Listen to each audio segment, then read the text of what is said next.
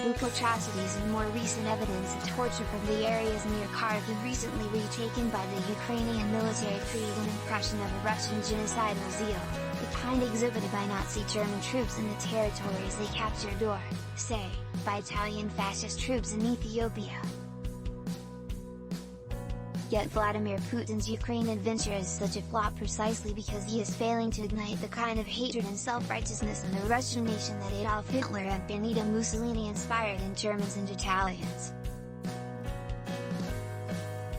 The Italian Empire had a population of some 56 million in the 1930s compared with modern Russia's 140 million, yet Mussolini's 20,000 Blackshirt stormtroops quickly expanded to 115,000 in 1935 to 1936 for the Ethiopian campaign. Pier, Paolo, Battistelli and Piero Crociani wrote an Italian Blackshirt. There was no shortage of volunteers.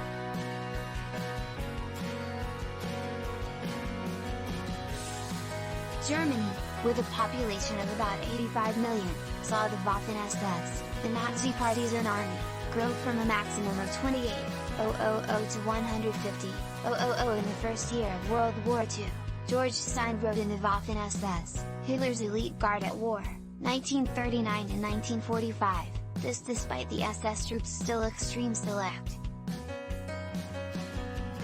Both in Germany and in Italy, the professional militaries were jealous of the dictators' party troops, which signed up voluntarily for much longer service terms than those agreed for ordinary soldiers. Both Hitler and Mussolini had to compromise, keeping the numbers of Waffen SS and the combat-ready Blackshirts down and placing them under regular military commanders in the field. But even the regular troops, at least in Germany, were permeated by Nazi ideology. There is lots of evidence of Wehrmacht soldiers' ideologically driven atrocities, even though as conscript soldiers may not have been Nazi party members. Putin can only dream of the volunteer numbers the 20th century fascist regimes could raise.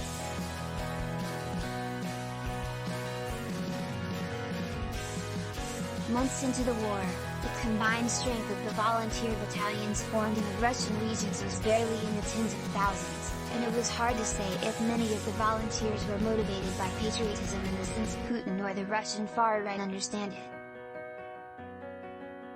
Rather, the battalion's main lure for able-bodied men was the promise of salaries they couldn't count on in their home regions.